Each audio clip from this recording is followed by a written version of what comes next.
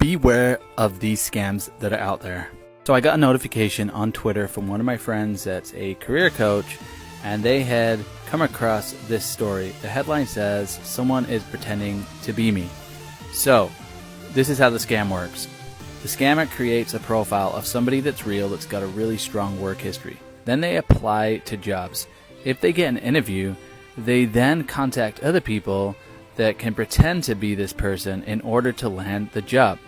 So, they set up a fake Upwork, they set up a fake resume, they put all this information online and it's not the person. Then they apply to jobs.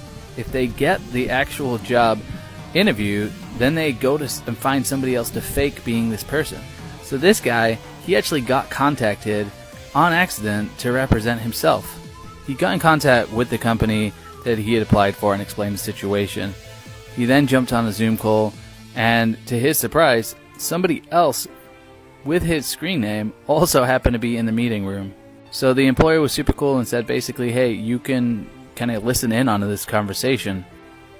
So this fake guy comes in, pretending to be Connor here, I think is his name, and then suddenly after 2 minutes, Connor can't take it anymore. He jumps online and it just basically confronts this guy, and then this Zoom guy gets kicked out of the interview, or cuts himself out of the interview. So then Connor actually reaches out to the guy that set up this scam, and basically his email reads to him like, "Sorry, you have a really strong background, that's why we chose you, and you're handsome."